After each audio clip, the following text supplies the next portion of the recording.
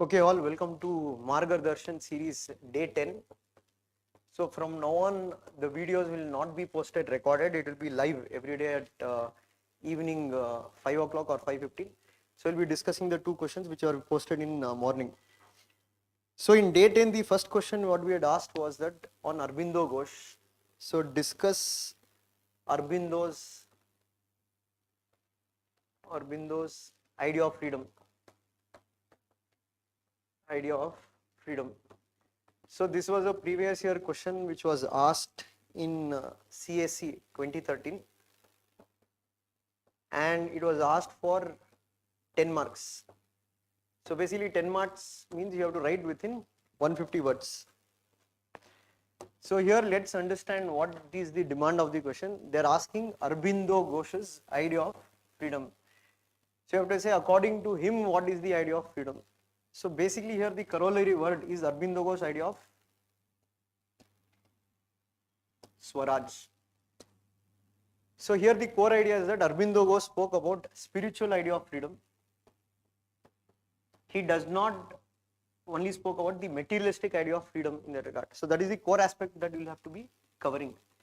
But how do you start your answer? Obviously you have to start your answer based on the recommendation, on the introduction of Aurobindo. So you can write Aurobindo Ghosh was considered as a genius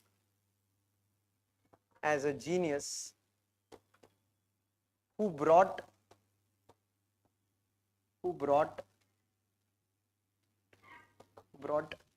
unification of the materialism of the West.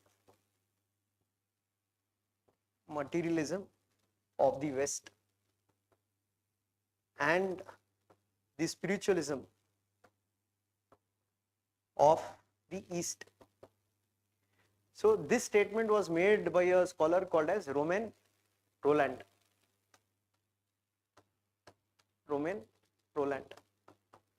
So this you can use as your introduction, because once you use this as an introduction, this will be mainly indicating that what is the significance of his ideas, and that will be more ideal. Or the other thing you can also introduce by saying that Aurobindo Ghosh was a extremist or a revolutionary leader in India, who obviously after his Western education came to India in that regard and participated in a freedom struggle. So there will be more a generalized meaning of it. So instead of that, you can go for more of what the view of Romain Rolland. Then you have to come to the demand of the question, and you should not forget the fact here, you have to answer this question within 150 words, so you cannot go into full complete details. So you'll have to stick to the exact demand. So they're asking what is his view of freedom. So here you can say he spoke about the spiritual aspect of freedom, and he said that India's freedom is guaranteed by God. The reason he told, for India or for nation, he told every nation has a soul, and every soul has a destiny which is designated by God, and that will require India to bring what? Spiritual upliftment of the world. And why he wanted to bring spiritual upliftment of the world? He told the world is moving towards the Western material lifestyle. And Aurobindo Ghosh gave a very broader meaning of freedom. His idea of freedom was not only India attaining freedom from the clutches of the Britain, but his idea of freedom also included that India should lead the path,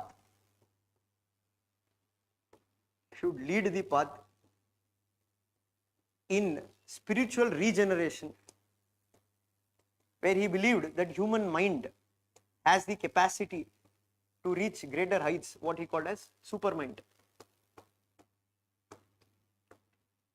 So this you can write as part of your thesis, but in your answer, even it is a 10-marker question, you can add 1 or 2 points about antithesis, or you can bring some kind of criticism. Largely when Aurobindo Ghosh is speaking about spiritual aspect of freedom, usually the criticism will come from the Marxists, who largely speak about materialistic aspects. So you can say a person like M.N. Roy, he believes that freedom is not something that can be connected to religion or culture or spirituality. He told freedom is materialistic in origin. And he told the ideas such as religion, etc., will lead to not freedom of individual, it will lead to curtailment of individuals' freedom. But conclusion try to always write on a positive note, so where you can say, nevertheless, Aurobindo Ghosh, in a way, he redefined freedom in a new way, because popularly the Western definition of freedom was more materialistic in its origin, but he brought a spiritual aspect of freedom. That is one of his key contribution to the development of Indian political thought. So this is the demand of the question, and that you have to be able to address it. But again, the challenge always here will be that how will you include all this within 150 words. So here you have to go for more precision writing, and you have to go for more keyword production. So this was the first question of the day 10. Now let's look into the second question of day 10. So second question of day 10 was examine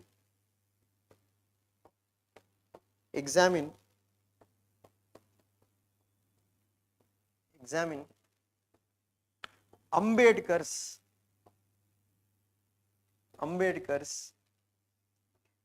critique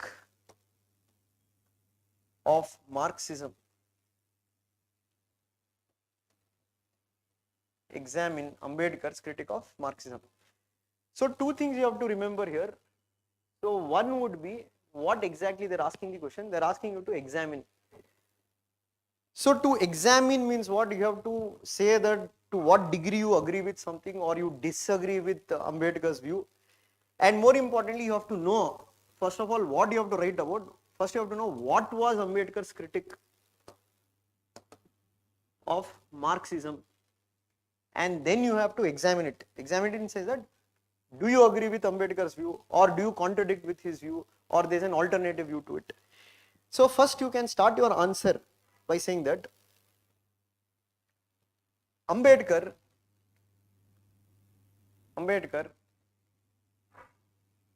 is considered as the maker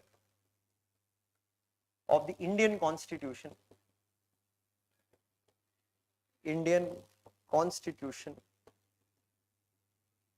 And a person who stood for social justice. So I can introduce the idea about Ambedkar in that regard, who is Ambedkar or etc., something like that. But then you have to go into Ambedkar and Marxism.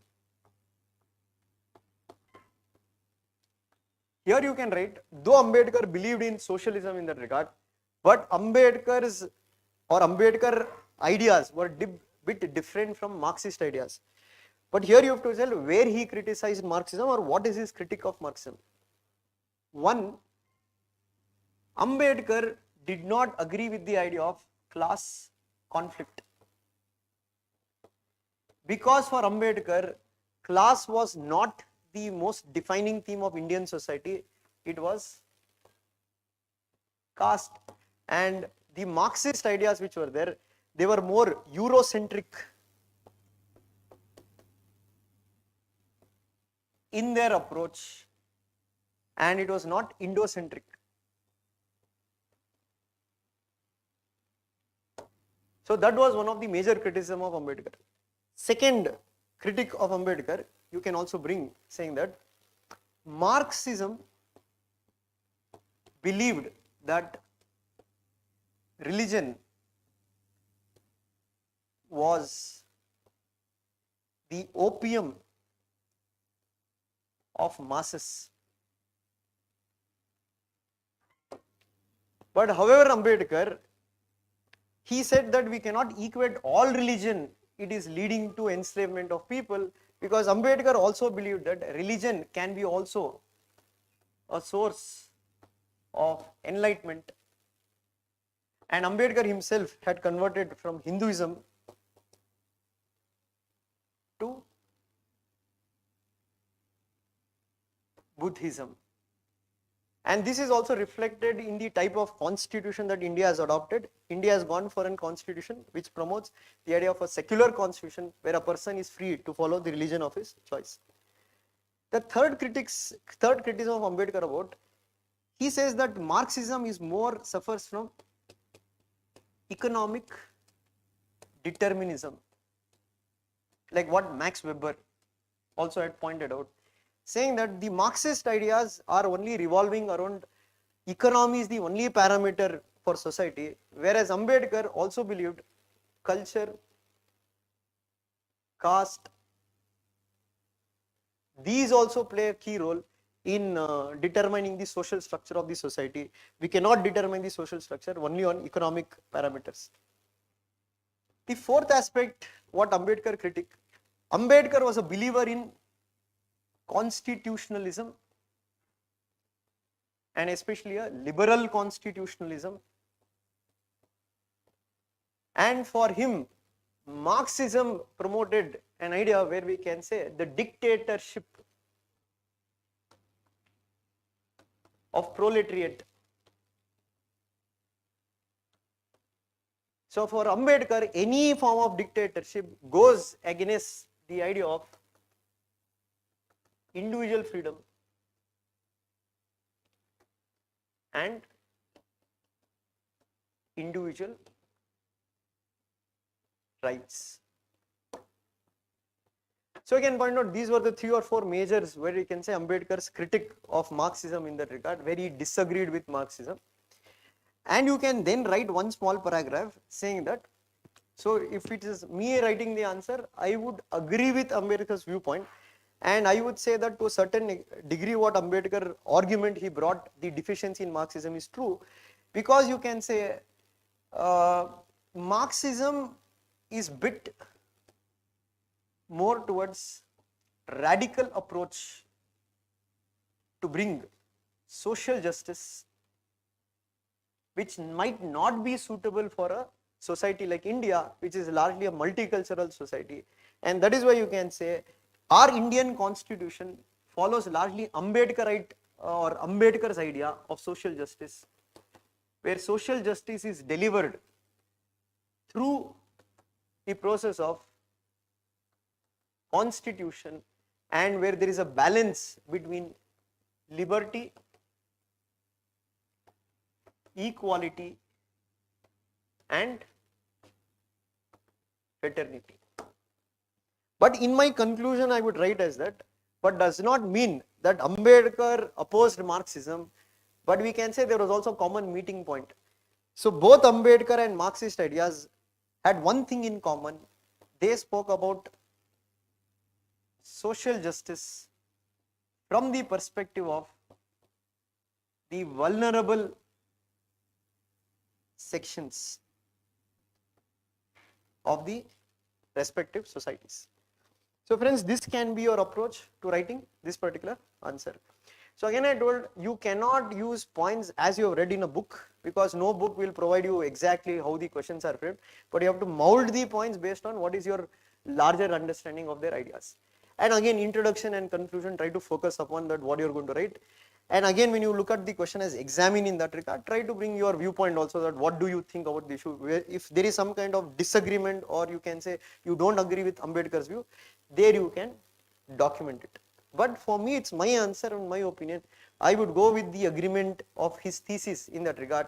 Yes, there were fundamental, what you can say, criticism what he brought was valid. And why it was valid is my argument, because Ambedkar is speaking about social justice from an Indian point of view and not from a Europe point of view, because in Europe, the working class or the proletariat, that was the class, was the basis of their society. And for Indian society, caste is the foundational feature of the Indian society. So this is the question of day 10. So day 11, again we are going to discuss tomorrow. 2 questions. As I told, from now on, these sessions won't be recorded, it will be live. So every day it will be 5:15 to 5:30 or 5 p.m. to 5:15. That will be informed by the starting of the day. So this will continue till the mains will get over. So we'll meet tomorrow again. Till then, take care.